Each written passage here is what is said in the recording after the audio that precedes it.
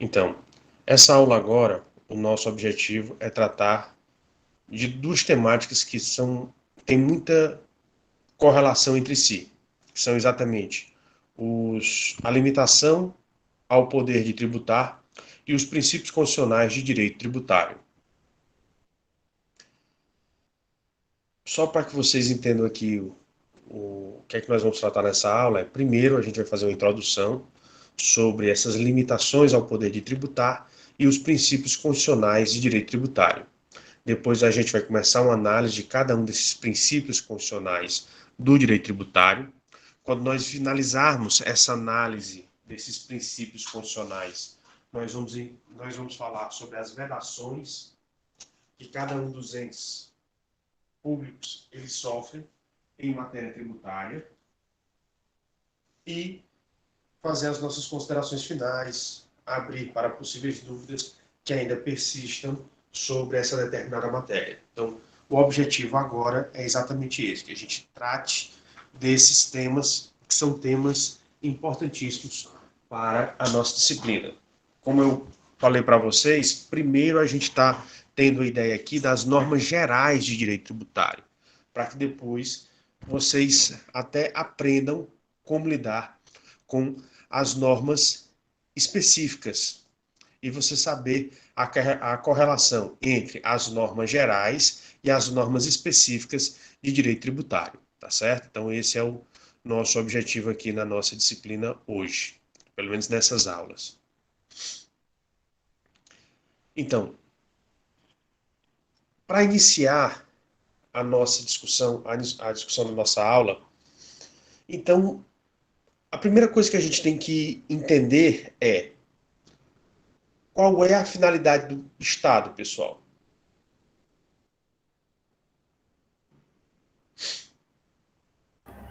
Proporcionar o bem comum, professor. Muito bem. Então, o Estado ele visa proporcionar o bem comum, ou seja, proporcionar que cada indivíduo que pertence àquele determinado Estado, ele possa se desenvolver e possa evoluir em todos os setores, no setor pessoal, no setor profissional, no setor acadêmico, ou na educação, no trabalho, em todos os setores, a pessoa ela tenha condições de evoluir. Ótimo. Mas para que ele consiga isso, ele tem que realizar algumas atividades. E para que ele realize essas atividades, ele precisa de dinheiro. Então, daí você vai ter exatamente essa relação entre o cidadão e o Estado.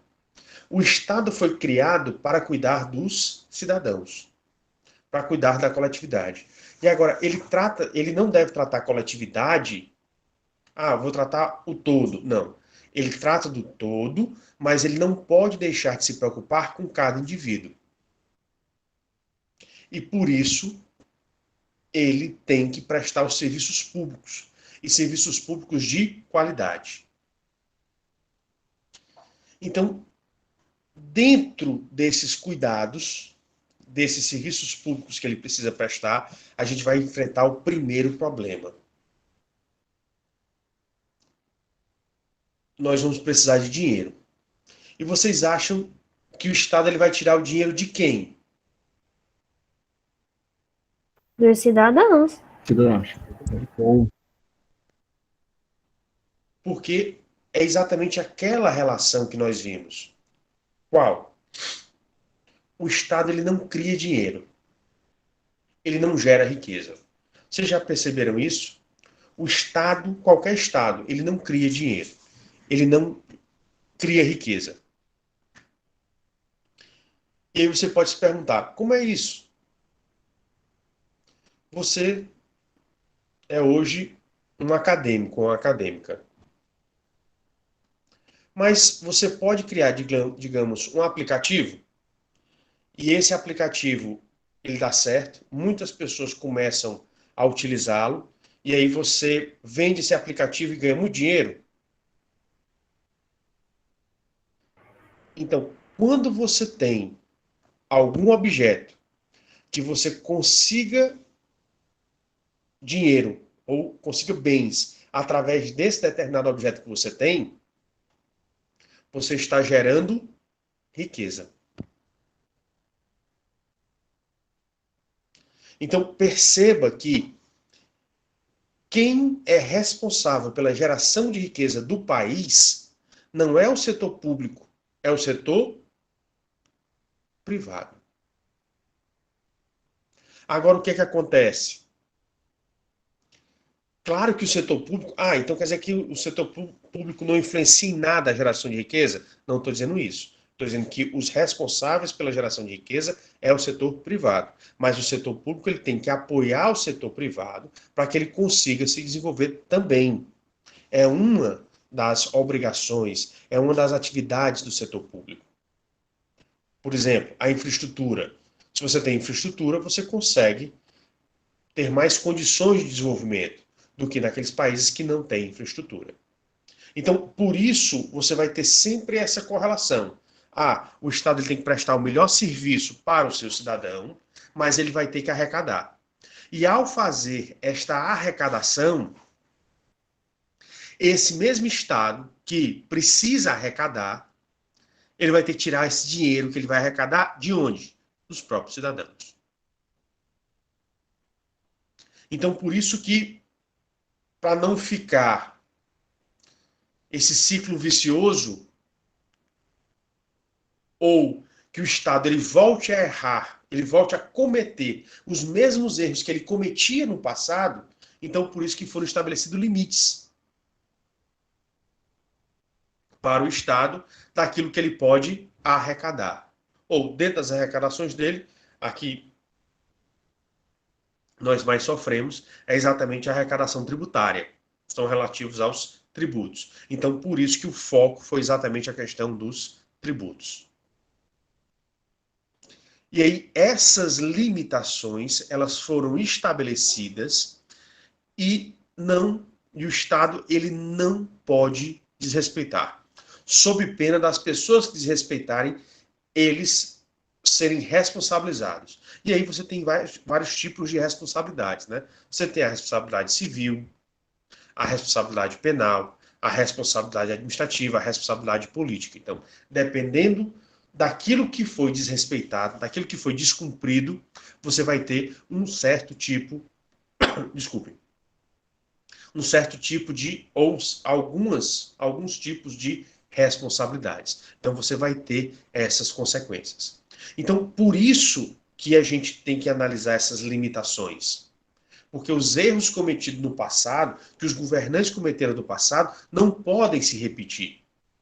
E até quando esses erros eles forem acontecendo, as normas, principalmente a Constituição e as leis, elas têm que ser alteradas de modo a impedir que os governantes eles continuem a cometer os mesmos erros, como eram os erros cometidos no passado. Então, por isso que essas limitações, elas têm que ter as suas garantias. E a situação é tão séria, mas tão séria, que nós temos até a figura das chamadas cláusulas pétreas. E vocês lembram o que é que significam as cláusulas pétreas, que nós estudamos lá em instituições de direito público e privado? São tipo leis que, não sei se advém do latim, mas são leis que como se fosse fazer uma analogia a pedras, né, que se não podem mudar. Seria mais ou menos isso? O termo cláusulas pétreas é isso, porque seriam cláusulas que teriam sido escritas na pedra. Quando você escreve na pedra, é mais fácil dessas inscrições elas serem apagadas ou elas não serem apagadas? Não serão apagadas. Exatamente. Então, é a ideia de perpetuidade. Então, uma dessas ideias de perpetuidade, de que você não pode prejudicar o cidadão em matéria tributária, é exatamente uma das cláusulas pétreas que você encontra na Constituição brasileira. Mais especificamente aonde? No artigo 60, parágrafo 4º da Constituição Federal Brasileira. Então, para você ver a importância que essa temática ela ganhou na Assembleia Nacional Constituinte, ou seja, quando a Constituição Federal de 88 ela foi elaborada, os constituintes eles tiveram o cuidado de não deixar que os gestores públicos eles cometam os mesmos erros do passado. Roberto, você queria falar? Pode falar. Era sobre isso que eu queria comentar, mas você já falou. Tipo, a duração, a persistência de ser escrito na pedra, né? Mas, pois obrigado pela sua contribuição, mas eu queria deixar uma coisa aqui registrada. Esse termo ele não é tão preciso. Esse termo ele não é tão preciso. Por que é que ele não é tão preciso? Pelo seguinte motivo. Quando você diz que aquela determinada inscrição ela está encravada, ou seja, ela está escrita na pedra, quer dizer que aquela inscrição ela é mais difícil de ser alterada. Mas as cláusulas pétreas da Constituição brasileira, na verdade, elas não são imutáveis, não significa que elas não vão ser alteradas. Elas podem sim ser alteradas, mas elas podem ser alteradas para melhorar. Elas não podem ser alteradas para prejudicar, mas elas podem ser alteradas para melhorar, para beneficiar. Então, por isso que elas podem ser alteradas, tá certo? Mas mesmo existindo as cláusulas pétreas no Brasil, eu não sei se vocês já ouviram falar, mas teve o chamado Plano Collor. Quem é que lembra, quem é que já estudou, eu acho que a maioria de vocês não viveu na época do Plano Collor, que foi ali na década de 90. Então, quem é que já, no final da década de 80, começo da década de 90, quem foi que já estudou sobre esse Plano Collor? Ou já viu alguma reportagem, algum documentário sobre esse Plano Collor?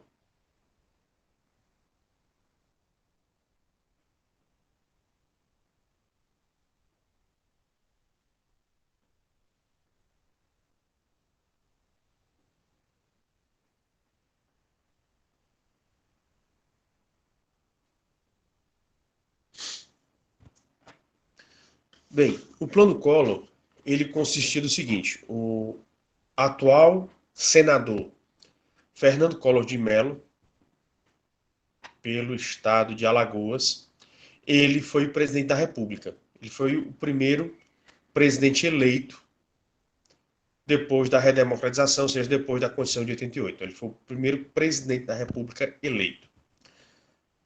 Assim que ele assume, ele decreta esse Plano Collor. E o que foi esse Plano Collor? No primeiro dia que ele assumiu, ele até existe uma discussão se as normas que ele utilizou estavam corretas ou erradas, né? Ou seja, a forma que ele fez era correta ou errada.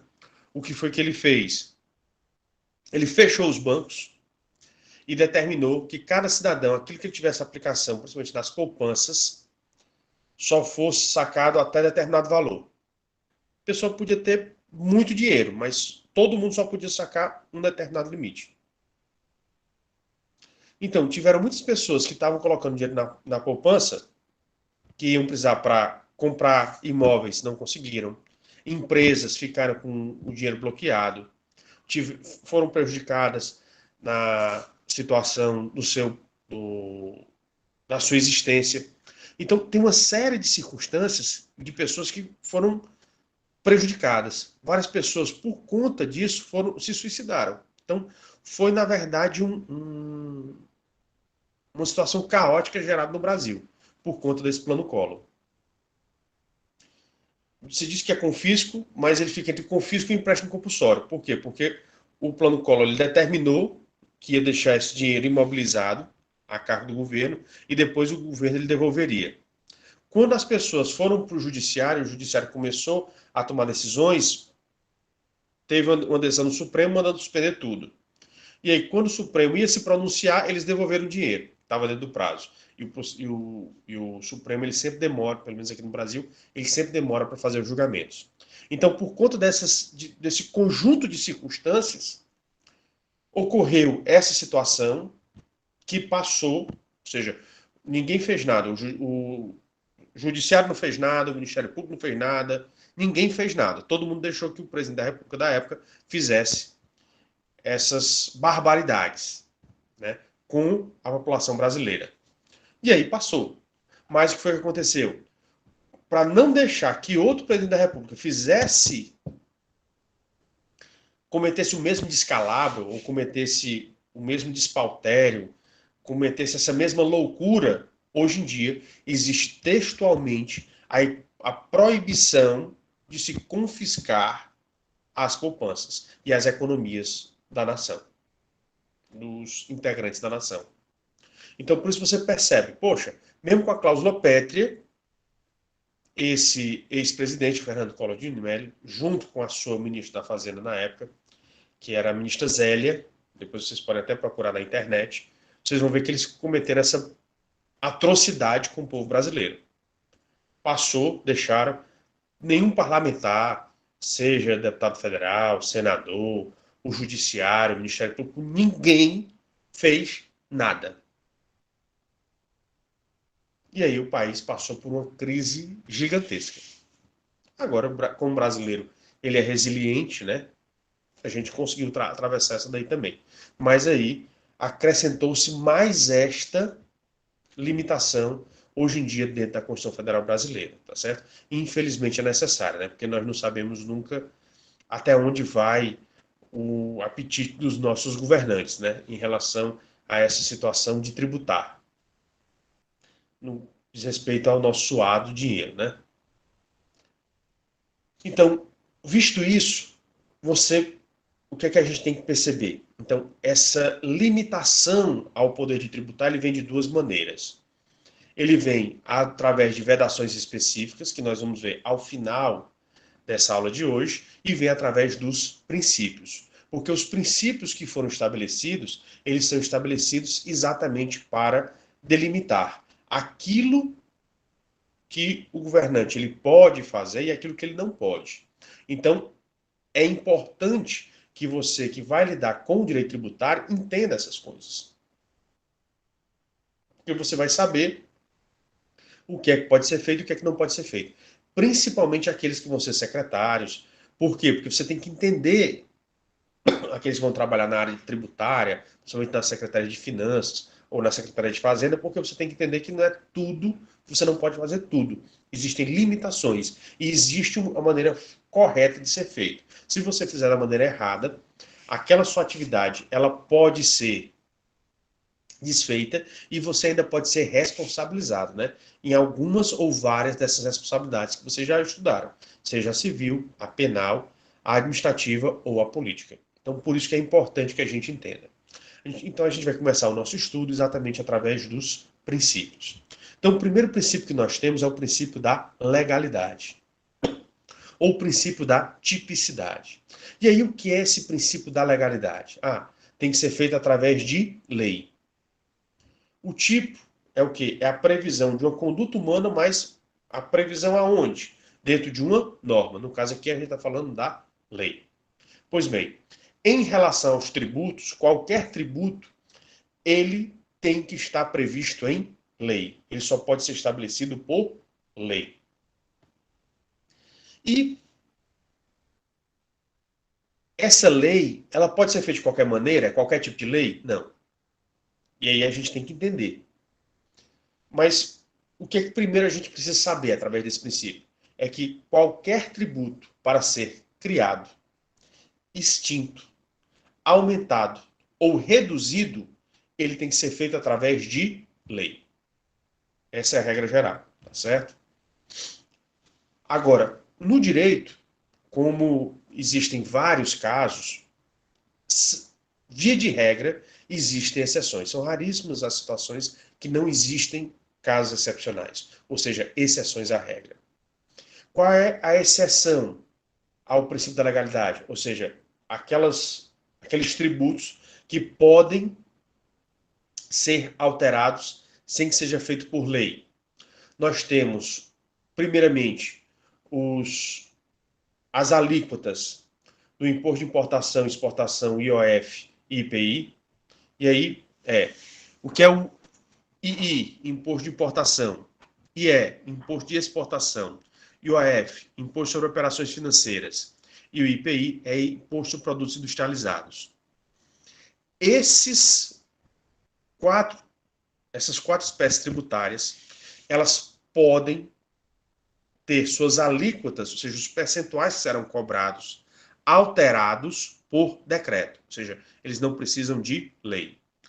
E aí você pode se perguntar, mas professor, isso não está errado? Não. Por quê? Porque quem autoriza a exceção ao princípio da legalidade é a própria Constituição. Então veja que é a Constituição que estabelece o princípio da legalidade e a própria Constituição estabelece os casos de exceção.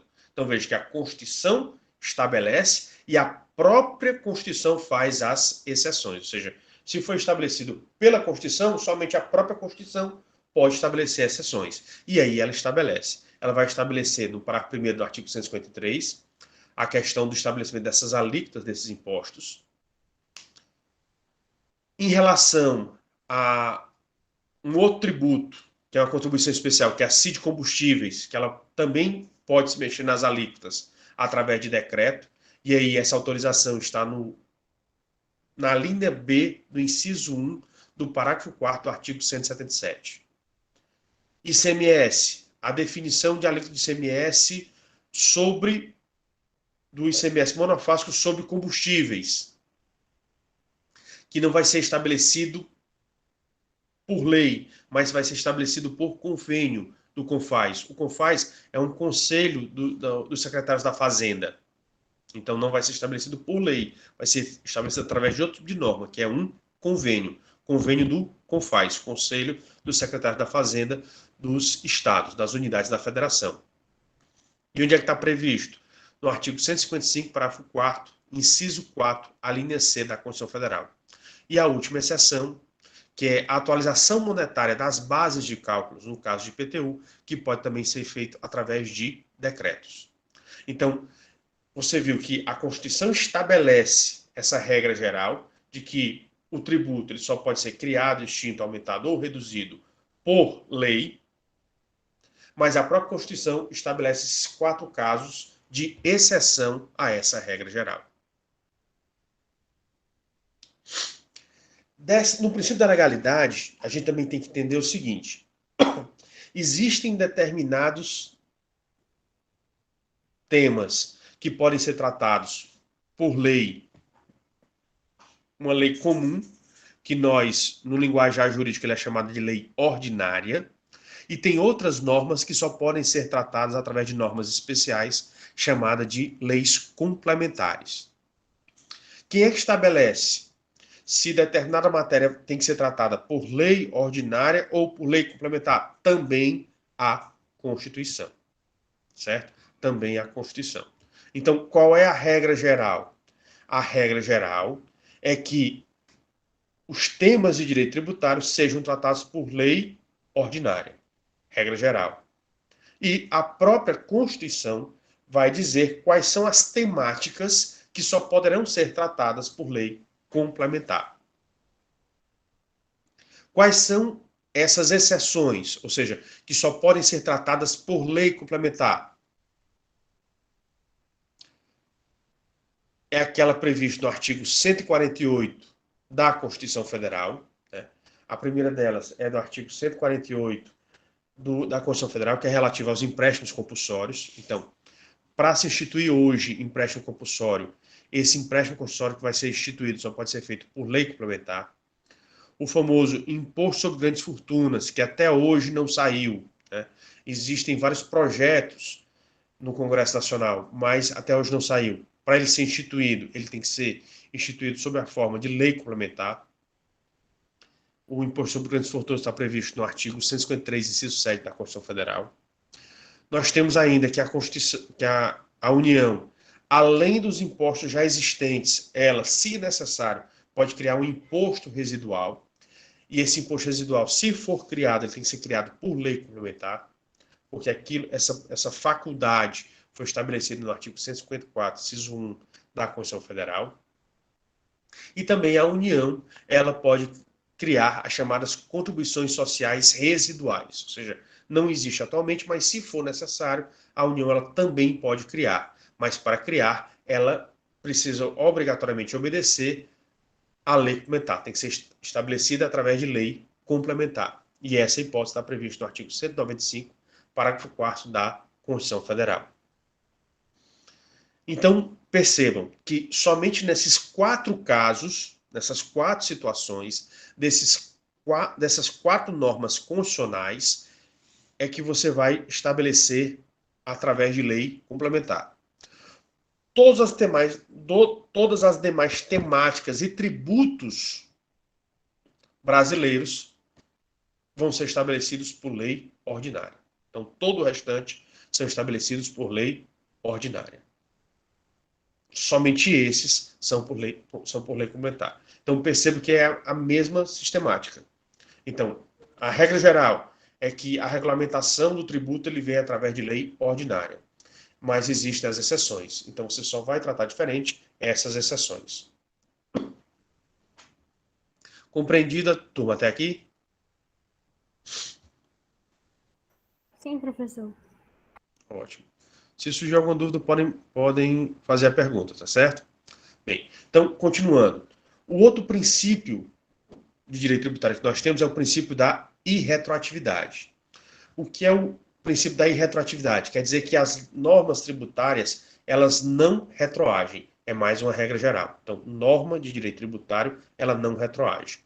E o que é que significa retroagir, pessoal?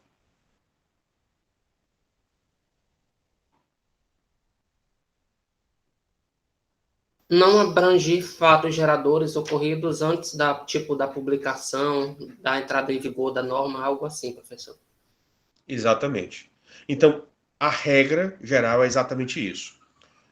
Quando um tributo ele é criado, ou ele é aumentado, ou ele é reduzido, ele só vai valer para os fatos geradores depois da vigência daquela norma que instituiu essa alteração. Ela não é aplicada nada para o passado, ou seja, antes da vigência da norma. Ela só pode ser aplicada depois da vigência da norma. Então, esse aqui é o princípio da irretroatividade. Ele não gera efeitos para o passado, para fatos que tenham ocorrido no passado, antes da sua vigência. Ele só pode ser aplicado para os fatos que ocorrem a partir da sua vigência. É do momento da vigência para o futuro, nunca para o passado. E aí, para você entender melhor, né, esse princípio da retroatividade, a gente sugere que você leia o artigo 106 do Código Tributário Nacional, porque ele estabelece exatamente essas situações. O que é que diz o artigo 106? A lei aplica-se a ato ou fato pretérito. Aí são as exceções. Em qualquer caso, quando seja expressamente interpretativa, excluída a aplicação de penalidade à infração dos dispositivos interpretados. Ou seja, uma lei, nas exceções da regra geral, existe exceção? Existe. Qual é a exceção? Uma lei que tenha saído, ela pode servir para interpretar algum fato pretérito, algum fato passado? Pode. Desde que essa interpretação ela não venha a desdobrar, ela não venha a gerar a aplicação de penalidades. E você nunca pode prejudicar a situação da pessoa. Inciso 2. Tratando-se de ato não definitivamente julgado. E é isso. Então você percebe. São atos que já estão sendo questionados administrativamente ou judicialmente, mas ainda não foram julgados. E aí tem essas situações. Quando deixa de definir como infração, ou seja, aquela determinada situação, ela era considerada infração, ou seja, ela deveria ter uma penalidade, e a lei nova não tem mais essa penalidade. Então, a lei nova, ela beneficia, não prejudica a pessoa. Então, nesse caso, como é para beneficiar o cidadão, ela pode ser aplicada de maneira retroativa.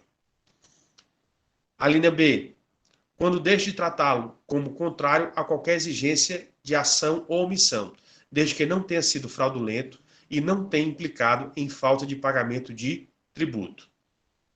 Então, também, quando você percebe aí, na linha B, existia uma exigência, mas essa exigência não existe mais.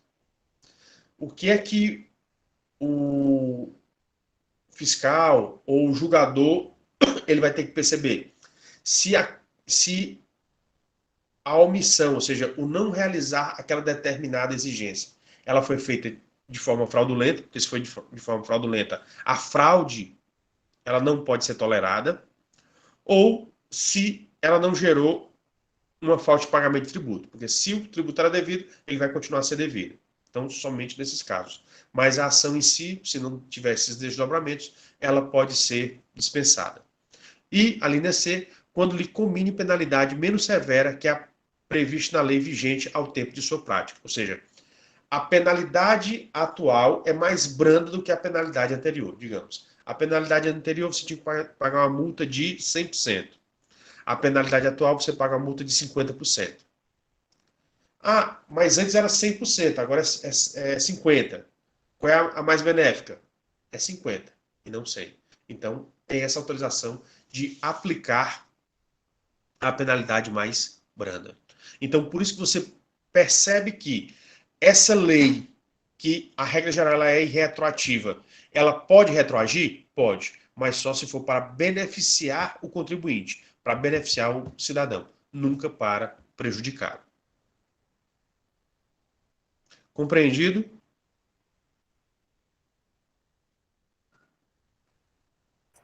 Sim, professor. Agradeço o retorno. Então, dentro dessa perspectiva, a gente vai ter que analisar exatamente a súmula 584 do Supremo Tribunal Federal, onde a súmula 584 ela diz o seguinte: ao imposto de renda calculado sobre os rendimentos do ano base, aplica-se a lei vigente no exercício financeiro em que deve ser apresentada a declaração. Como vocês não são acostumados a pagar imposto de renda, mas com a graça de Deus, no futuro vocês vão pagar imposto de renda, o que é que acontece? O que é importante você entender? O imposto de renda, você tem um imposto, pronto, o imposto de renda, ele tem que ser, você tem que fazer o imposto de renda até o mês de abril do ano em curso. Então agora 2021. 2021 foi declarado e pago o imposto de renda de 2021 ou de 2020? O que é que vocês acham? –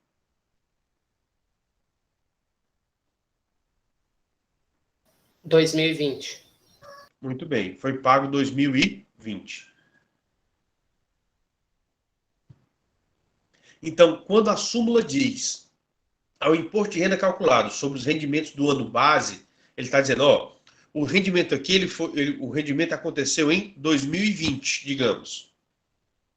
Mas você vai aplicar a ele a lei vigente em 2020 ou 2021? Porque ele diz, aplica-se a lei vigente no exercício financeiro em que deve ser apresentada a declaração. O rendimento foi de 2020, mas você está apresentando a declaração quando? Em 2020 ou 2021? Em 2021, tem que cumprir a lei de 2021. Exatamente. Então, é isso que a súmula 584 ela está falando. Embora você tenha feito o ano de rendimento que você está avaliando é 2020, o STF está dizendo que você tem que obedecer à legislação de 2021. E aí, isso daqui está sendo questionado perante o STF. Por quê? Porque seria uma forma de retroação, de retroatividade. E aí você estaria desrespeitando essa irretroatividade. Se vocês me perguntarem, professor, e como é que fica essa situação? O que eu tenho a falar para vocês é o seguinte. A súmula é de quem? Eu também concordo com muitos advogados que acham que isso daí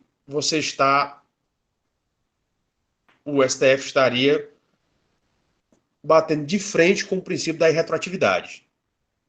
Mas qual é o problema? Você vai recorrer para quem? Porque a súmula é do STF. Você vai recorrer para quem? Não tem como, né? Então, por isso que você acaba passando, e por isso que muitos doutrinadores, eles entendem que essa súmula 584, ela seria uma exceção estabelecida pelo STF em relação ao princípio da irretroatividade previsto na Constituição. Entendido? Então, sim, professor. Obrigado. O próximo princípio que nós temos é o princípio da anterioridade, né? E esse primeiro princípio da anterioridade que nós vamos estudar é a chamada anterioridade de exercício ou anterioridade anual. Por quê? Porque aqui no Brasil, o exercício financeiro ele coincide com o ano civil. Então, o exercício financeiro de 2020, ele foi de 1º de janeiro de 2020 até 31 de dezembro de 2020. O exercício financeiro de 2021, ele foi de 1º de janeiro de 2021 até 31 e vai até 31 de dezembro de 2021. Então você tem essa situação que, por exemplo, acontece no Brasil, mas não se repete em outros estados, onde o exercício financeiro do estado ele coincide com o ano civil. Então, por esse princípio da anterioridade, o que é que acontece? O tributo que foi criado, que foi instituído ou aumentado em um ano, essa criação ou esse aumento só pode ser cobrado no próximo exercício financeiro. Então, como o exercício financeiro coincide com o ano civil, ele só pode ser cobrado no próximo ano. Por isso que você vê que muitos dos tributos, eles são criados... Pessoal, geralmente, se você parar para prestar atenção, a maioria dos tributos, eles são criados no início do ano, no meio do ano ou no final do ano.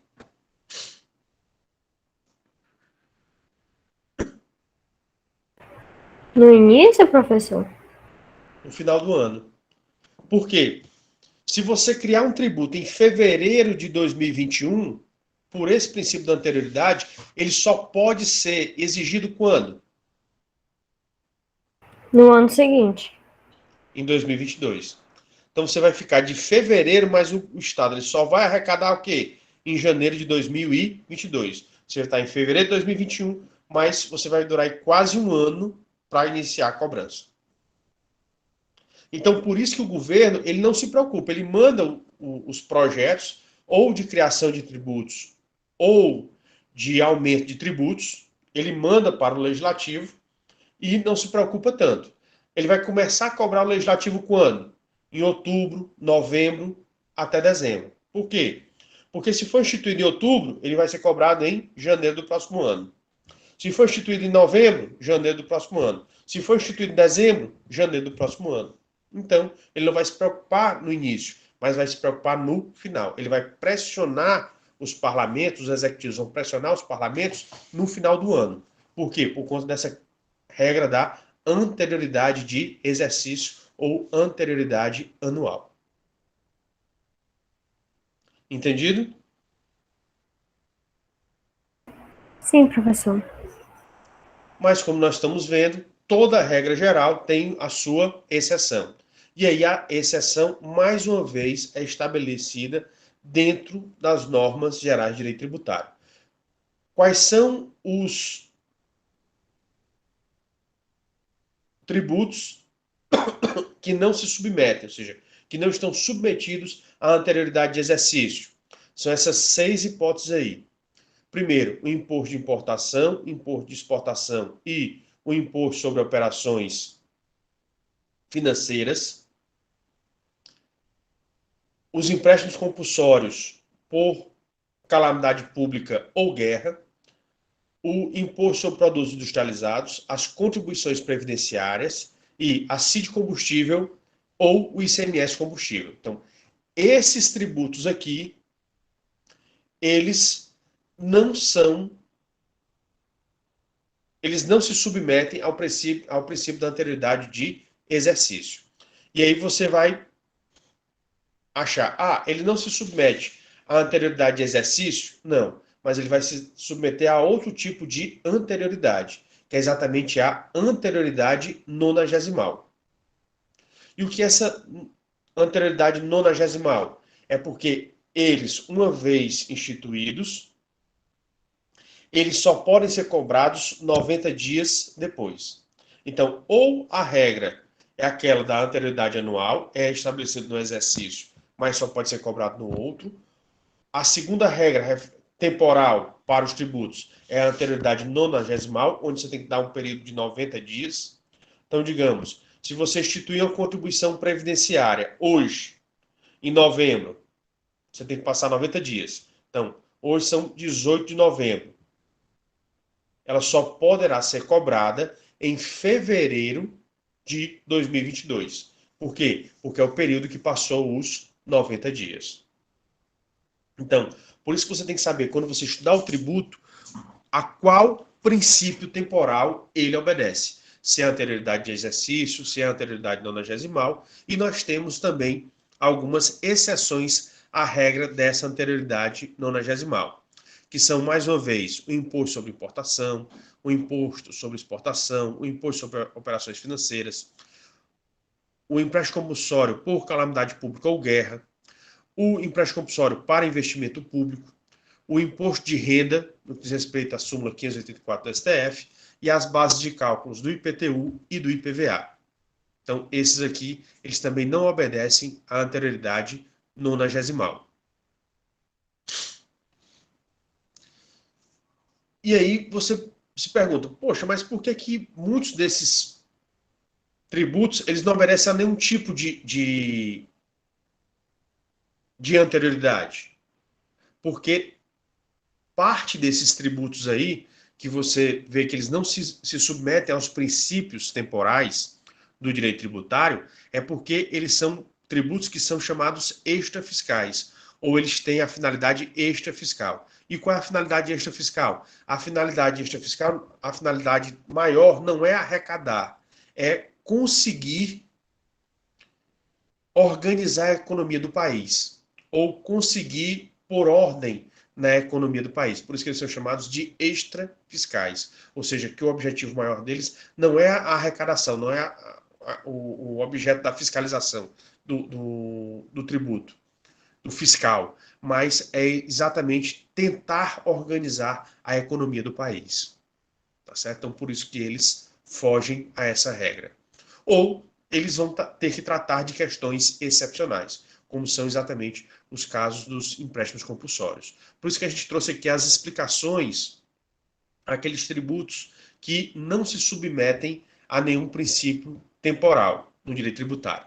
Então, a regra geral, no caso da anterioridade, é esperar os 90 dias da publicação da lei para que você consiga fazer a cobrança.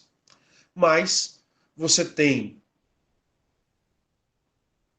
a necessidade desses dois casos, os chamados impostos extrafiscais, que são imposto de importação, imposto de exportação e imposto sobre operações financeiras. Eles são chamados os tributos extrafiscais. E você tem aqueles que estão relacionados a situações excepcionais, a caso fortuito, força maior, fato da administração, fato do príncipe, ou seja, ocorrem circunstâncias excepcionais que precisam ser resolvidas de maneira rápida, célere por parte da administração pública, como é o caso dos empréstimos compulsórios, né?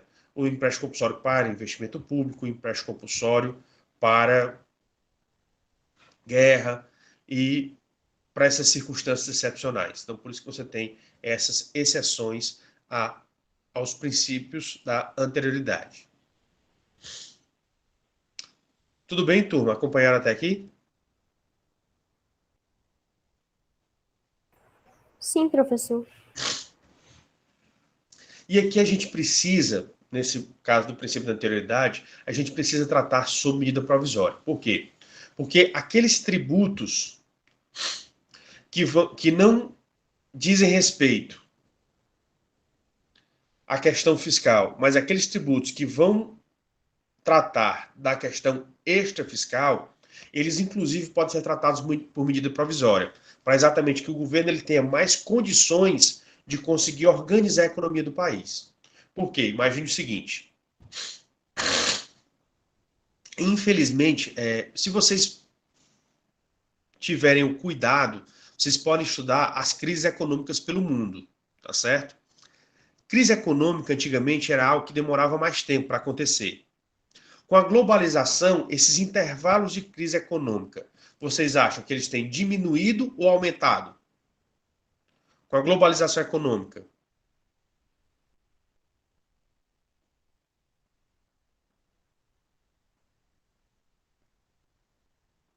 Pode repetir a pergunta, por Professor, gentileza? acredito que tenha aumentado, professor. Cada vez mais aí sempre tem alguma crise espreitando, né, a porta do mundo financeiro aí.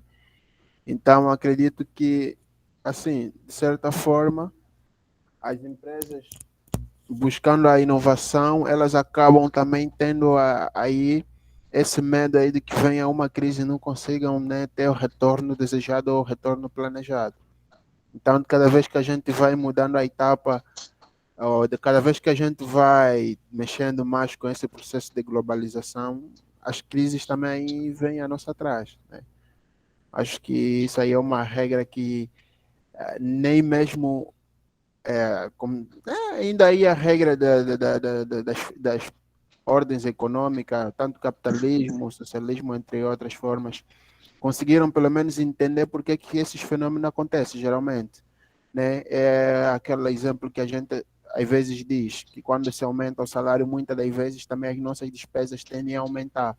Então, quanto melhor vai aumentando as questões econômicas de cada país, também maior fica exposto para uma determinada crise, porque qualquer um dos indicadores que não for de acordo com o próprio crescimento econômico, aí vem a crise, né? Isso. Então, só porque a Emily pediu para colocar, o que eu perguntei foi o seguinte, Emily. Se você estudar as crises financeiras pelo mundo, você vai ver o seguinte. Antes da globalização, o período de crises financeiras, ele aumentava. Ele era maior. Perdão. Não quer dizer que ele aumentava, ele era maior. Então, da data de uma crise para outra crise financeira no mesmo estado, demorava muito tempo para acontecer. Você viu que teve o crack da Bolsa de Nova York, lá de 29. Mas para você ter um outro crack, foi bastante tempo depois.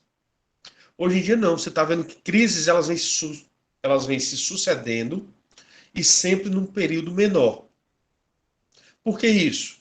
Porque hoje em dia, como a economia está globalizada, as pessoas que investiram no Brasil são somente brasileiros ou têm investimentos no Brasil de todo local do mundo?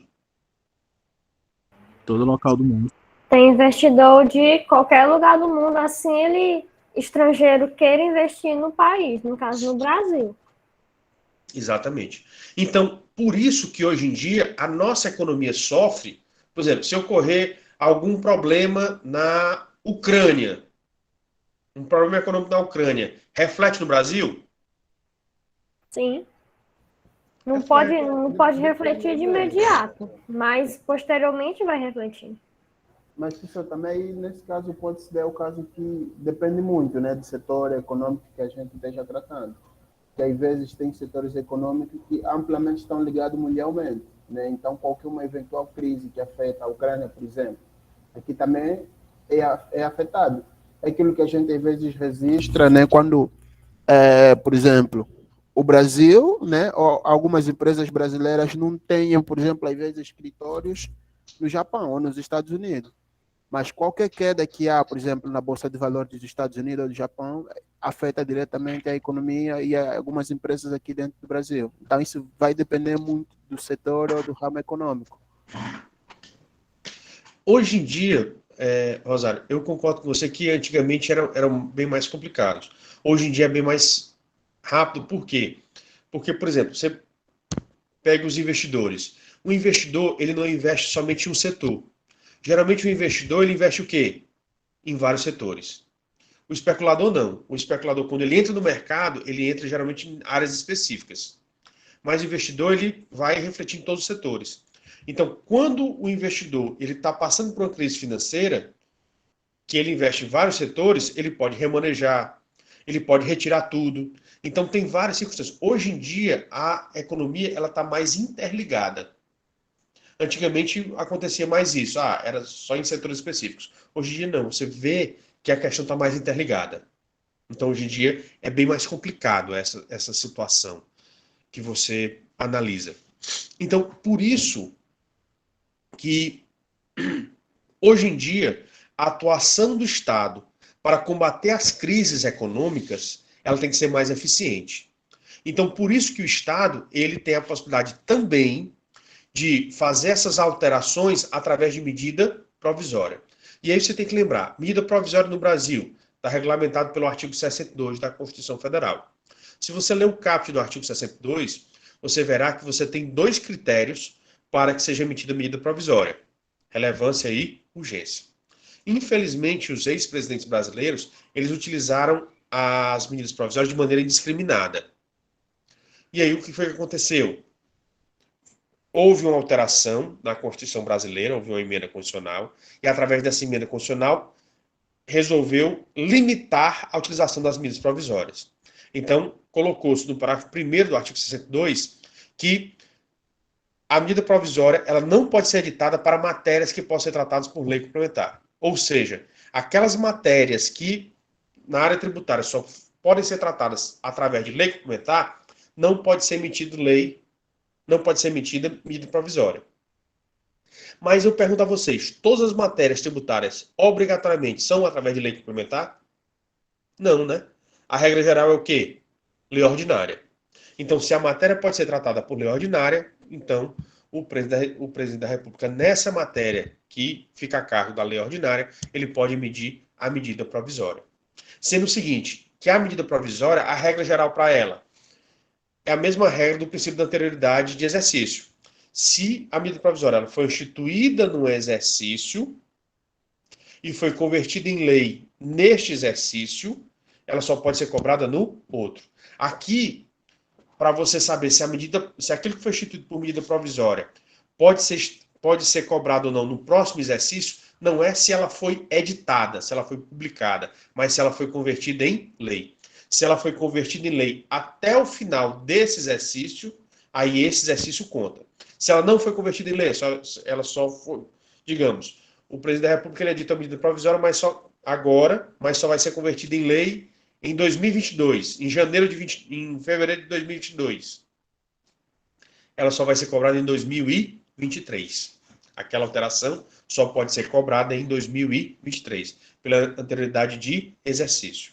Mas aí você tem que saber esses impostos aqui que estão previstos lá no parágrafo 2º do artigo 62, que são os impostos que tratam da extrafiscalidade, que são o II, Imposto de Importação, IE, Imposto de Exportação, o IPI, Imposto sobre Produtos Industrializados, e o IOF, Imposto sobre Operações Financeiras. Então você tem que ficar atento a esses impostos, que eles são extrafiscais. Tá certo? Ou seja, eles obedecem a uma outra dinâmica, porque a dinâmica deles não visa arrecadar o tributo. O papel principal deles é organizar a economia do país. E principalmente, hoje em dia, por conta das crises financeiras, é você preparar o país para esses momentos de crise financeira, que hoje em dia estão mais comuns da gente passar. Tá certo? O próximo princípio é o princípio da seletividade. E o que é esse princípio da seletividade? É realmente a ideia de você selecionar. Ou seja, você pode tratar os tributos ou o objeto a ser tributado de maneira diferenciada?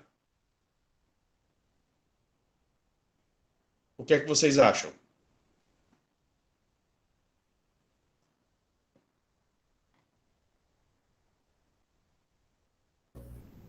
Poderia só repetir a pergunta, por favor, professor? Pois não. Vocês acham que os objetos, o objeto do tributo que vai ser tributado, ele pode tratar os objetos de maneira diferente ou tem sempre que tratar os objetos de maneira igual? Eu não estou me referindo ao contribuinte, eu estou me referindo ao objeto que vai ser tributado. Se entendi, o professor está se referindo, por exemplo, ao objeto em si, não à pessoa que vai contribuir, no caso, né? Exatamente. Eu acredito que depende muito da natureza da operação, né? Ou de qual objeto se refere.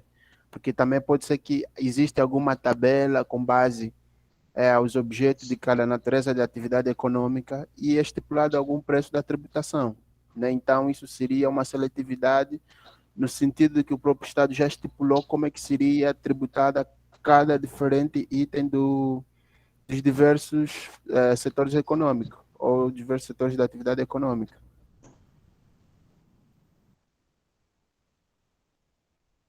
Pode falar, Emily.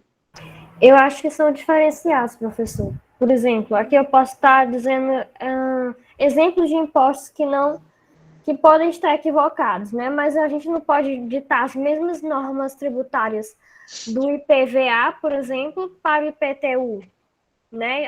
Aqui foi só um exemplo meio que eu acho que discrepante, mas eu acho que o senhor deu a entender o que eu quero dizer, mas eu acho que são diferentes. Não pode ter todas as normas para todos os impostos, os tributos, né? E tem que ver o limite de cada um também. Bom, essa é a minha opinião. Certo. Vamos lá. Para que vocês entendam, tá certo? A gente tem que tratar aqui de maneira bem tranquila. Em relação aos objetos, pode ter um tratamento diferenciado. Vamos imaginar a seguinte situação. O que é considerado cesta básica aqui no Brasil? Aqueles itens que até então são julgados principais para a pessoa sobreviver.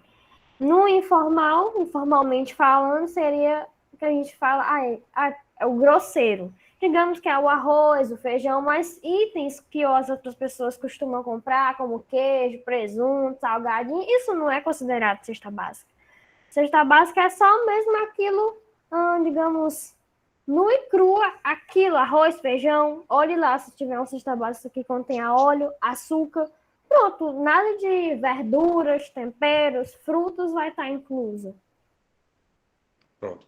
Nós temos o IBGE que ele faz essa análise, tá bom, Emily? Então, o IBGE ele já diz o que é considerado cesta básica ou não, mas é exatamente o que você estabeleceu. Então, existem produtos que a maioria da população brasileira ela utiliza para fazer as suas refeições e aí conseguir sobreviver. E existem aqueles produtos que são chamados de supérfluos. Exemplo. Um ser humano, ele consegue viver sem bebida alcoólica? Ou ele é obrigado a ingerir bebida alcoólica? Consegue não, professor.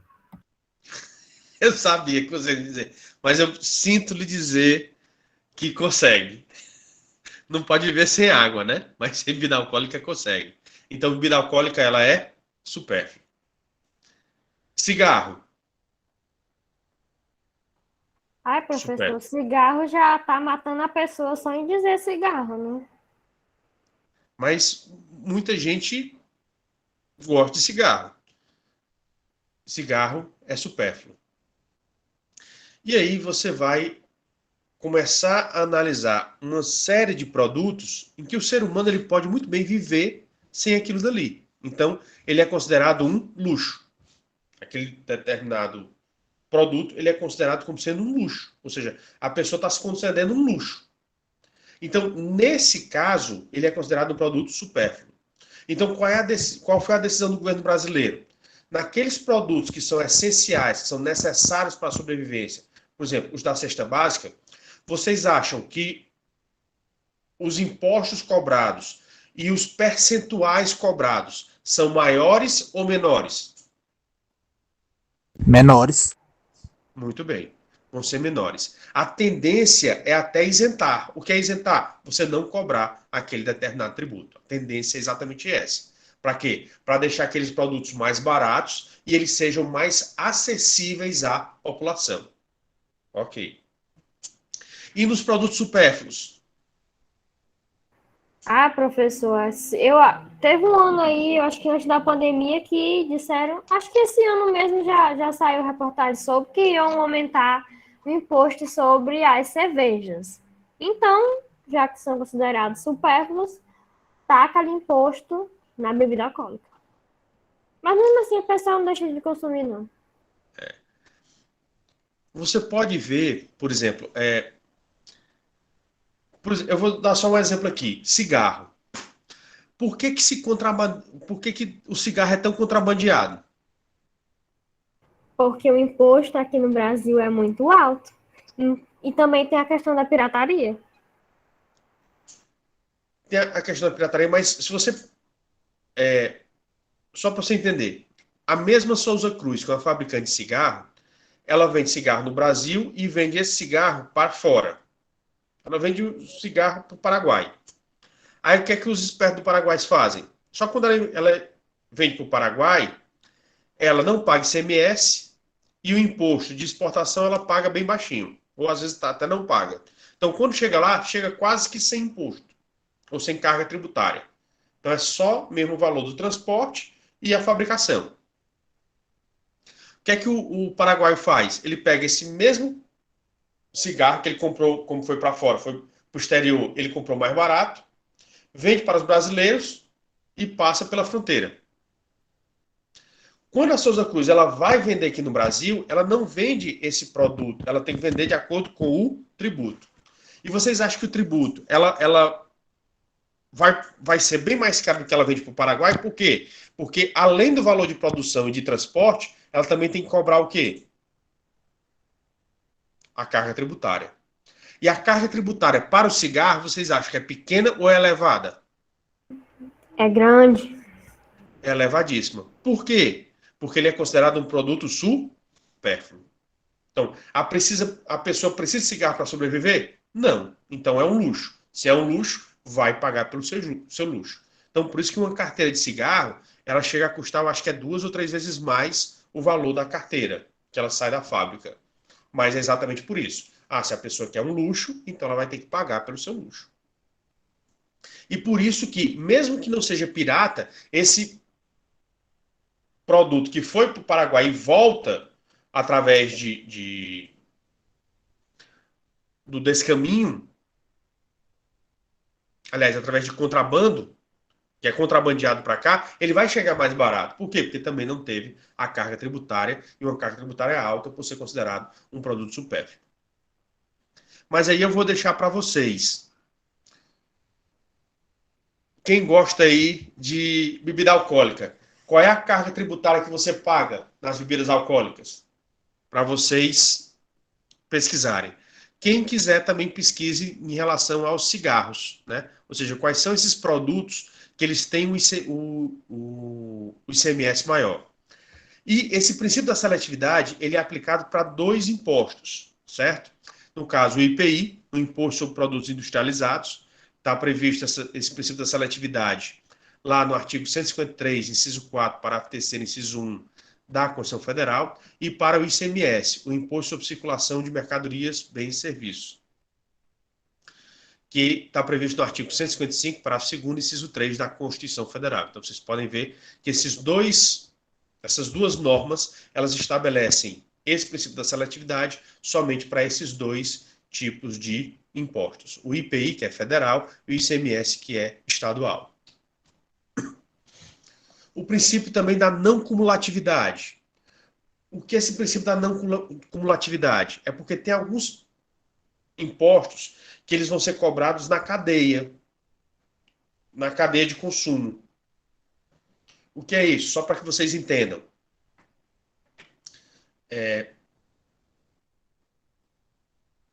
Então, vamos fazer aqui uma situação bem simples. Você produz um guarda-roupa. Pronto, a fábrica vai lá e produz o guarda-roupa. Só que quando a fábrica ela comprou a matéria-prima, vocês acham que ela já pagou o imposto para adquirir a matéria-prima? Não sei da fábrica de guarda-roupa, mas tem determinadas empresas que têm isenções fiscais. Também tem empresa, professor, que só paga o imposto depois de tiver vendido a mercadoria. Aqui no Brasil não é assim, não. Aqui no Brasil não é dessa maneira, não. Tirando as empresas que têm isenção fiscal, eu acredito que sim. Ela paga imposto da matéria-prima, paga imposto da energia elétrica que ela vai utilizar, que está fazendo o guarda-roupa, e paga os impostos da empresa, né? Muito bem. Então, não vamos colocar para essas regras excepcionais, a regra geral, tá certo? Então, é uma fábrica de móveis. A fábrica de móveis, ela vai precisar dos produtos, os compensados, a madeira e tudo mais. Quando ela compra o compensado, a madeira, os parafusos, as colas, tudo que ela vai precisar, todos os produtos ela já pagou imposto. Aí vai fazer o produto, vai utilizar energia elétrica, paga imposto. O local onde ela está sediada, paga imposto. Então, ela paga imposto, ela paga tributo de tudo. Vai chegar, produz o guarda-roupa. Ok, ela já tem uma carga tributária grande quando produz o guarda-roupa. E o fabricante, ele vende direto para o consumidor final ou ele vende para outras empresas? O fabricante. Fabricante tem aquelas lojas de fábrica que a gente sabe que a gente compra direto do fabricante e tem os fabricantes que vendem para os terceiros. Exatamente. Então, geralmente o fabricante ele tem um atacadista. Então já foi feita uma venda. Depois, o atacadista, ele vai vender para o varejista, a segunda venda. E depois o varejista, ele vai vender para o consumidor final. Então veja aí que você teve da fábrica para o atacadista uma venda, do atacadista para o varejista, segunda venda, do varejista para o comerciante final, terceira venda. Então você teve aí ao todo 3 vendas. E em cada uma dessas vendas você paga o quê? O ICMS. É justo que nessa relação de consumo aí, você pague o ICMS em todas essas relações? Ou seja, você só vai somando o ICMS? O que é que vocês acham, turma?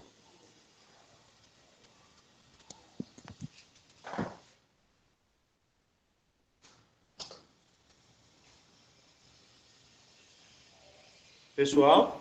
Eu tô na dúvida, professor. Não. Vocês estão corretos, não é certo. Então, o que acontece? Por quê? Porque cada vez que ocorre essa venda, o valor do produto, ele vai aumentando ou vai diminuindo? Ele tende a aumentar. Ele vai aumentando. Então, por isso que surgiu esse princípio que é chamado o princípio da não cumulatividade. Onde? Qual é a ideia dele? Se aquele determinado imposto ele já foi pago, quando for pagar na próxima relação que for feita, aquilo que já foi pago tem que ser debitado. Ou seja, tem que ser retirado do valor. Então, por isso que você tem esse princípio chamado princípio da não cumulatividade. Ou seja, você não vai acumular o imposto. Então, você sempre vai descontar o valor já pago de imposto. Então, quando o fabricante ele vende para o atacadista, ele vai informar para o atacadista: atacadista, eu já paguei de imposto, de ICMS, tal valor. Então, o atacadista, quando ele vai fazer o pagamento do imposto, ele viu, olha, eu vou pagar aqui, eu tenho que pagar 100, mas o fabricante já pagou 60. Então, só vou pagar o quê? 100 menos 60, 40. E aí, quando ele vende para o varejista, o atacadista ele vai dizer para o varejista: varejista, você está comprando esse produto, mas nós já pagamos de ICMS 100. Quando o varejista ele vai fazer a venda, ele diz: ó, mas aqui o imposto já deu 120, mas como já foi pago 100, eu só pago 20. E assim por diante, tá certo? Por isso que ele é chamado de princípio da não cumulatividade. Por quê? Porque ele não deixa acumular. Ele não deixa que aquele valor ele vá se acumulando. Claro que o valor vai crescendo, mas aquilo que já foi pago anteriormente, ele é debitado. Esse princípio da não cumulatividade, ele incide, ele vai ser aplicado para quem? Para quais tributos? O ICMS, o Imposto sobre Circulação de Mercadorias, Bens e Serviços, que é estadual. O IPI, Imposto sobre Produtos Industrializados, que é federal. As contribuições sociais, que aí estão nos 3 entes, né? o federal, estadual e municipal, e os impostos residuais, que podem ser estabelecidos pela União. Então, são esses 4 que o princípio da não cumulatividade ele pode ser aplicado. E aí a gente vai propor aqui para você conseguir entender melhor, mas que você possa quebrar um pouquinho a cabeça, refletir um pouquinho sobre esse assunto aqui. A gente está sugerindo para vocês aí uma situação, na verdade, um problema prático, para você ver como é que você resolveria essa situação, tá bom? E aí, o que é importante?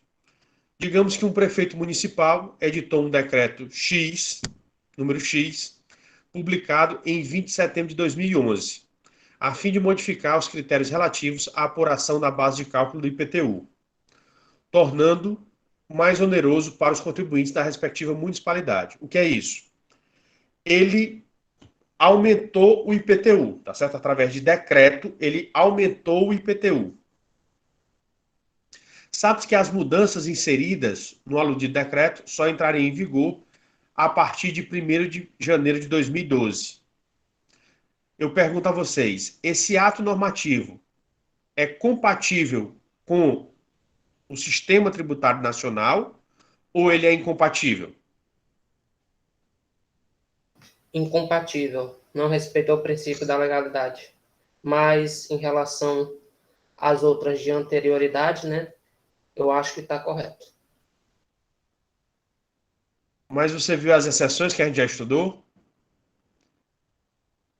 Você está respondendo baseado na regra geral, mas aí também tem que ver as exceções.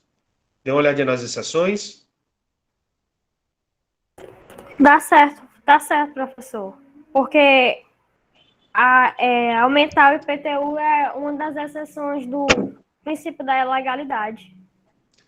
Isso daqui, eu vou deixar aqui uma situação para vocês, porque é o seguinte, em relação ao IPTU, o que acontece? Nós temos a seguinte circunstância, tá certo? Que circunstância é essa?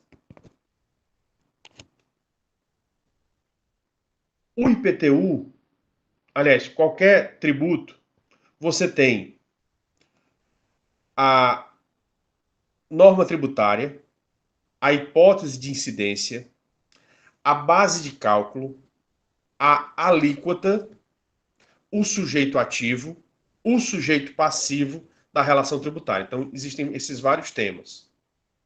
Perceba que o decreto, lá no princípio da legalidade, quando a gente estudou, a gente percebeu que o decreto, no IPTU, ele pode se alterar, você pode ter algumas alterações do IPTU por decreto, mas você pode alterar tudo do IPTU por decreto? Não, somente a alíquota, né? Então, por isso que é importante, quando você for fazendo a resposta, você dizer, olha, o que é que pode ser alterado por decreto? Isso. Mas o que é que não poderia ser alterado por decreto? Isso, isso e isso.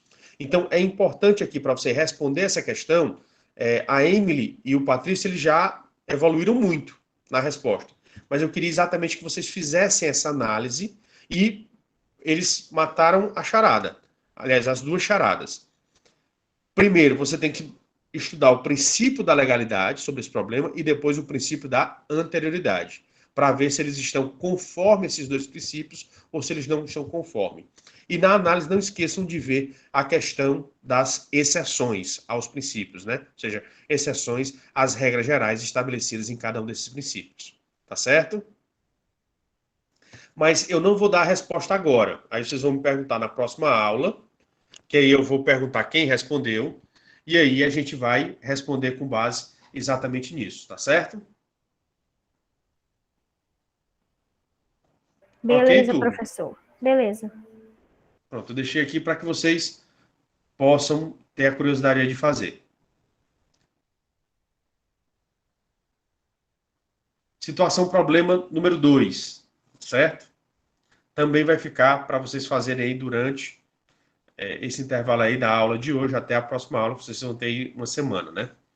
No município X, a lei que determina, no caso de aquisição de imóvel em asta pública, o fato gerador do imposto sobre transmissão inter vivos, a qualquer título, por ato oneroso, de bens imóveis, ITBI, ocorre quando do registro do título aquisitivo no registro de imóveis. Em março de 2012, o imóvel localizado no município X é arrematado em asta pública e o arrematante paga o ITBI antecipadamente, ou seja, ele paga antes de registrar. A emissão da carta de arrematação e o registro da mesma no cartório competente ocorre em maio do mesmo ano. Então, a arrematação ocorreu em março de 2012, mas o registro só foi feito em maio de 2012. Em novembro do referido exercício, o município X publica uma lei vigente a partir da publicação, aumentando a alíquota de ITBI, e ato contínuo emite lançamento para cobrar do citado arrematante a correspondente diferença de ITBI em relação ao valor que já foi pago. Em cima desse problema que a gente está descrevendo para vocês, eu faço duas perguntas. Primeira, o ITBI incidente sobre a operação narrada deveria ter sido pago ao município X?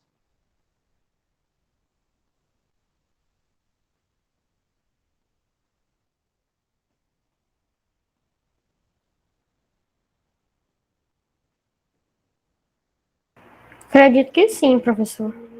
Fere aí retroatividade, não, professor?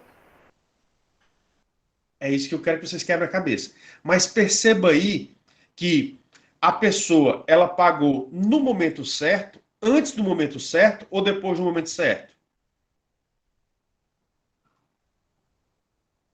Ela pagou antes, no momento certo ou depois do momento certo? Antecipadamente. Creio que antes do momento certo. Pronto. Aí são as situações que vocês vão estudar. Ver se o procedimento dele está certo ou errado. Então, o primeiro procedimento da pessoa que pagou, né, do contribuinte, e a pergunta B é exatamente, procede a cobrança pelo município X da diferença referida ao denunciado, ou seja, se o município X ele está certo em fazer a cobrança, e aí fazer essa diferença, já que no mesmo ano o ITBI, a alíquota do ITBI aumentou, está certo ele cobrar a diferença? Então, você vai ver a postura do contribuinte e a postura do município. Tá certo? Você vai ver as duas posturas, tá bom? Você vai ter que fazer essa avaliação aí. Quer falar, Emily? Pode falar. Não, minha visão é de que ele está infringindo realmente o princípio da irretroabilidade, que no caso, se a gente for analisar pelo que o professor apresentou, não é aceitável, já que não a partir da súmula 584 do STF. Não é do IPTU que estamos falando do ITBI. Então, aí eu tenho que analisar mais sobre esse princípio para argumentar melhor a minha decisão, mas já é nesse viés. Muito bem. Mas eu quero que vocês trabalhem exatamente esses conceitos aí. Porque vocês estão vendo que você vai ter que tratar exatamente a respeito do princípio da retroatividade.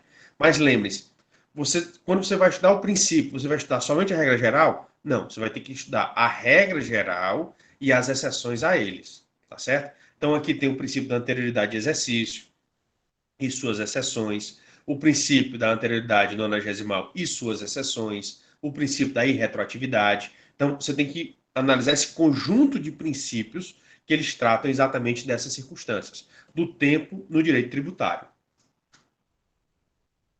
Tá certo? Sim, professor. Ok. Então, vamos lá, para o problema 3, tá certo? Baseado em uma situação de efetiva calamidade pública. O que é uma calamidade pública? É um desastre natural. Uma inundação, um terremoto, um furacão, um maremoto, um tsunami. E esses desastres naturais são calamidades públicas. Então, diante de uma calamidade pública que tem ocorrido no país, o presidente da República edita, em março de determinado ano, uma medida provisória instituindo o empréstimo compulsório que passará a incidir a partir do mês subsequente. Então, veja bem, o presidente ocorreu uma calamidade pública e aí ele está estabelecendo um empréstimo compulsório para a calamidade pública, mas ele está instituindo através de medida provisória. Eu pergunto. Primeira pergunta. Pode o empréstimo compulsório ser instituído por medida provisória? Não, a regra é clara, lei complementar. B. Seja qual for a resposta. Eu acredito que sim, porque já que a cidade está em calamidade pública, eu acredito que sim. Estudem lá o princípio da legalidade, né? Eu não vou responder nada agora, mas estude o princípio da legalidade e as suas exceções, tá certo? B.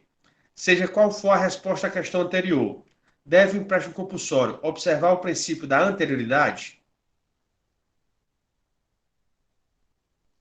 Então, aí eu estou pedindo para você estudar dois princípios novamente, né? O princípio da legalidade e o princípio da anterioridade. E aí, quando você for estudar o princípio da anterioridade, você tem que estudar o princípio da anterioridade de exercício e a anterioridade nonagesimal, tá certo? Você vai estudar os dois princípios. Entendido aí o problema? Alguém quer mais algum esclarecimento a respeito dos problemas para poder fazer? Eu creio que não seja possível ser feito por meio de medida provisória, não, professor. Mas, enfim, eu tenho que analisar mais o princípio da legalidade para poder discernir sobre. Mas o problema ele foi criado exatamente para isso, para vocês levarem tempo aí para pesquisar, para analisar, para responder, tá bom? Problema 4. Determinado estado da Federação Brasileira, se você quiser, você pode colocar o estado do Ceará, publicou em 19 de dezembro de 2013 a Lei Estadual número 5.678, a qual introduziu algumas alterações na Lei Estadual 1.234, que dispõe sobre a cobrança do imposto sobre transmissão, causa-mortes e doação, o ITCMD. No âmbito daquele estado, a nova Lei Estadual 5.678 passou a vigorar na data de sua publicação, ou seja, 19 de dezembro de 2013, conforme expressamente previsto em um de seus artigos. Dentre as alterações introduzidas pelo novo diploma legal, houve o aumento da alíquota do imposto e a redução da penalidade incidente para o caso de atraso no pagamento. Então, vejam que essa nova lei, a 5.678, ela fez duas alterações. Uma, aumento da alíquota do imposto, e a outra, diminuiu a penalidade. Ou seja, diminuiu a multa para quem atrasar o pagamento. João, dono de vários veículos, doou um veículo a Pedro em 2 de dezembro de 2013. Mas, na qualidade de contribuinte, deixou de efetuar o pagamento do imposto no prazo legal, que venceu em 17 de dezembro de 2013, antes do advento da Lei Estadual 5.678. Posteriormente, em 3 de janeiro de 2014, João doou outro veículo a Tiago. Cuidado aí com as datas, tá certo? Vejam bem aí as datas. Primeira pergunta. João faz jus à penalidade reduzida introduzida pela Lei Estadual número 5.678, é você analisar o princípio da irretroatividade, né? Se é possível ou não aplicar a irretroatividade aí, para o pagamento do crédito tributário inadimplido incidente sobre a doação efetuada a Pedro. B.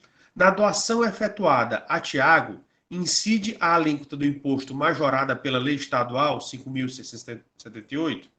Então, você vai ter que ver o princípio da irretroatividade, analisar em duas situações. A doação feita a Pedro e a doação feita a Tiago. Vejam que elas aconteceram em datas distintas, e uma ele não pagou o imposto da data devida, e a outra ele pode pagar o imposto da data devida. Uma foi antes da norma e a outra é depois da norma. Então, você tem essas circunstâncias aí. Tá certo? Alguém quer perguntar alguma coisa, pedir algum esclarecimento, antes da gente seguir adiante?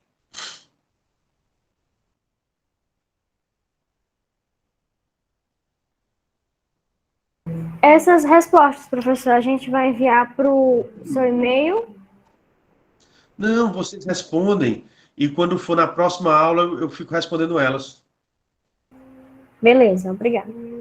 tá certo? Na próxima aula, quando a gente iniciar a aula, eu já dou as respostas.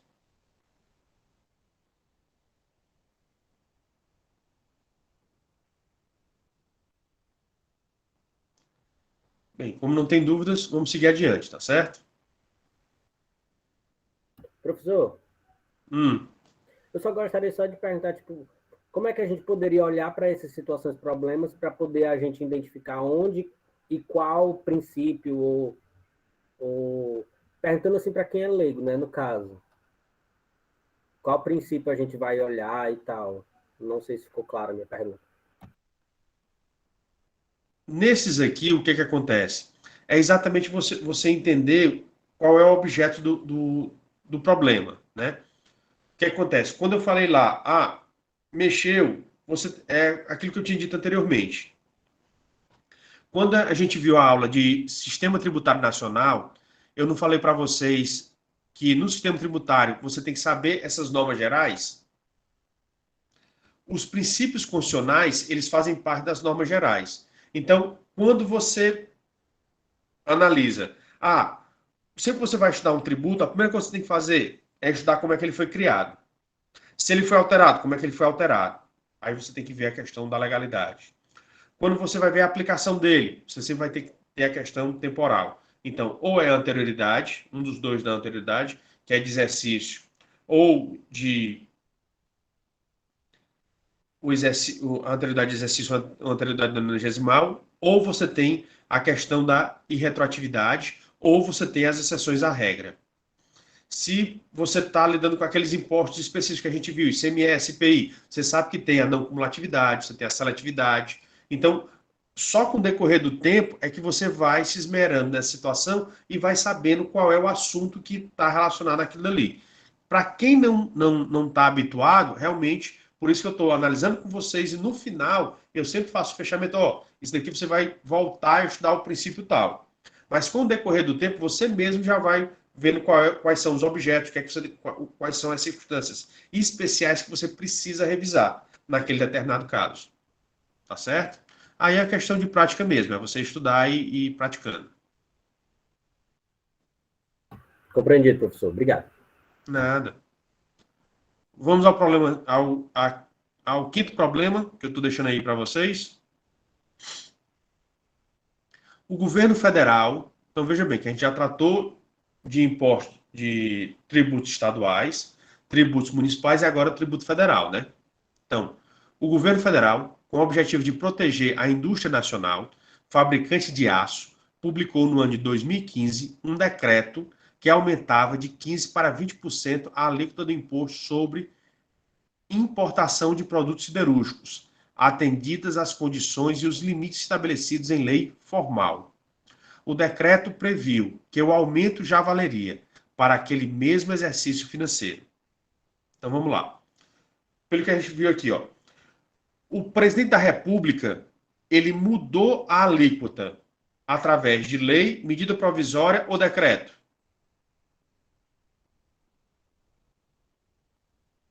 Decreto.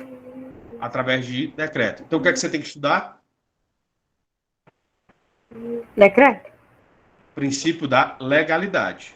Certo. Se o decreto ele é possível ou não para esse caso. Então, primeiro, você vai ter que estudar o princípio da legalidade. Segundo, a gente pergunta a questão da aplicação, né? Porque a alíquota ela saiu de 15 para 20, ela aumentou. Esse aumento, você vai ter que aplicar qual princípio? O princípio da anterioridade de exercício, princípio da anterioridade nonagesimal, irretroatividade, ou cai nas exceções a essas regras.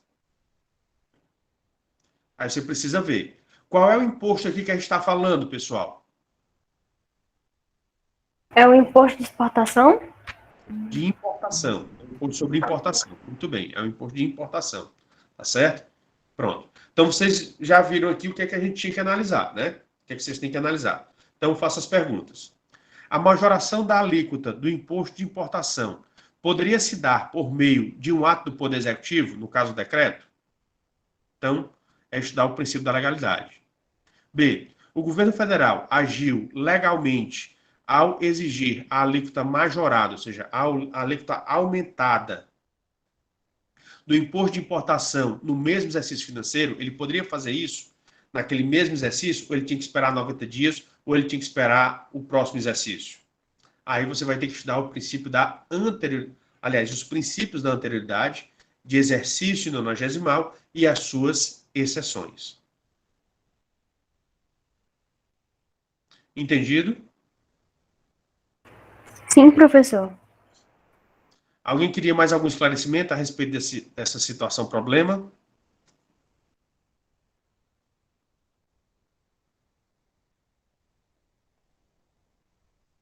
Então vamos seguir adiante. A situação problema número 6. Vocês vão ficar cheios de situação problema, né? A número 6. No dia 23 de dezembro de 2013, a União, atendendo aos limites da disciplina legal do Imposto sobre Produtos Industrializados, IPI, veja bem o imposto, né? Publicou o decreto aumentando a alíquota para automóveis a partir da data de sua publicação. Então veja que esse acréscimo, esse aumento da alíquota, ele ocorreu de que forma? Através de lei, medida provisória ou decreto? Decreto. Então, mais uma vez, você tem que estudar o princípio da legalidade e as suas exceções. Em vista desse aumento, a pessoa jurídica X decide impugná-lo, tendo como base a violação do princípio da anterioridade nonagesimal, ou seja, dos 90 dias, com fundamento do princípio da legalidade tributária.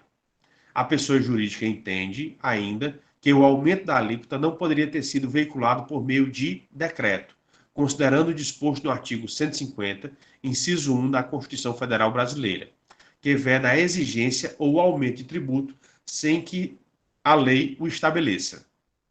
E aí a gente faz duas perguntas. Mais uma vez, é estudar o princípio da legalidade e as suas exceções, e os princípios da anterioridade e suas exceções. Primeira pergunta. Prospera o argumento da pessoa jurídica relativo ao princípio da anterioridade nonagesimal? Ou seja, ele realmente, o aumento da alíquota do IPI, ele precisa esperar os 90 dias? Então, ele é publicado, só pode ser cobrado 90 dias depois? B. Prospera o argumento da pessoa jurídica relativo ao princípio da legalidade tributária? Ou seja, esse aumento da alíquota do IPI poderia ter sido feito por decreto? Não tinha que ter sido feito por lei?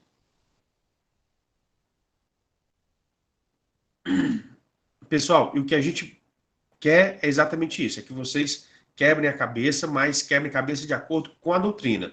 Aqui a gente está passando esses exercícios para ajudar vocês a estudar a doutrina, tá certo? Ou seja, quanto mais você fizer esses exercícios, mais você vai começar a assimilar a matéria e mais você vai conseguir compreender todos os contornos da matéria, dos casos aqui que estão sendo colocados para vocês, tá certo? Em relação a essa situação, problema número 6, alguém queria tirar alguma dúvida? Não? Ok. Mas continuando, né? Eu queria só que a gente fizesse aqui um detalhamento infraconstitucional a respeito do princípio da legalidade. O artigo 97 do Código Tributário Nacional, ele estabelece um conjunto de matérias que são submetidas à lei ou à reserva legal. O que é isso? Que só podem ser realizadas através de lei. Quais são elas? A instituição dos tributos e a sua instituição, ou seja, a criação ou a extinção dos tributos, a majoração ou sua redução, ou seja, aumentar ou diminuir o tributo. Também, somente através de lei. Lembre-se que para esses casos aí, nós temos as exceções que a gente já estudou. Terceiro, a definição do fato gerador da obrigação tributária principal e do seu sujeito passivo, ou seja, tanto definir o que é fato gerador da obrigação tributária principal, quanto o sujeito passivo, ou seja, o contribuinte, a pessoa que vai pagar o tributo, só pode ser feito através de lei.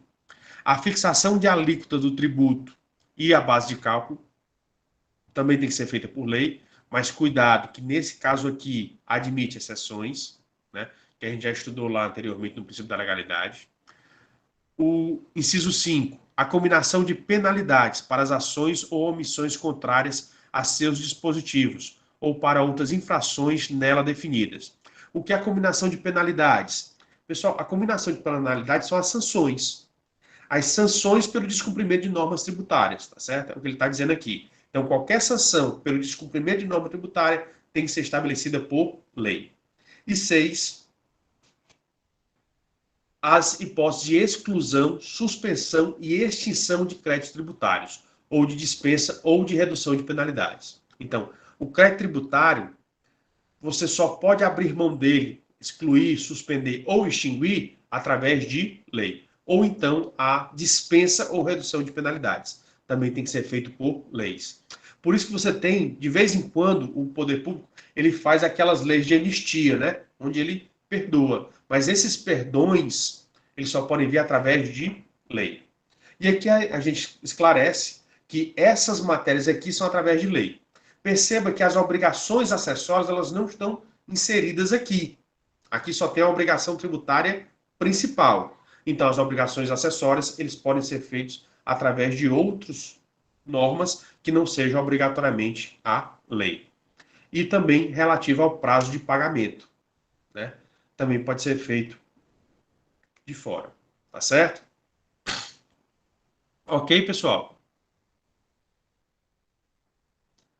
E aí eu queria depois que vocês, para finalizar essa parte da legalidade, dessem uma olhadinha aí no artigo 97 do Código Tributário Nacional, dessem também uma olhada nessa súmula 160 do Superior Tribunal de Justiça, relacionada ao IPTU, e analisassem essa afirmação do professor Eduardo Sabag a respeito da atualização monetária dos tributos, tá certo? Que ele faz aí algumas considerações. Isso daqui não é obrigatório porque já é um plus que a gente está trazendo aqui para vocês, principalmente aquelas pessoas que vão trabalhar na área da tributação.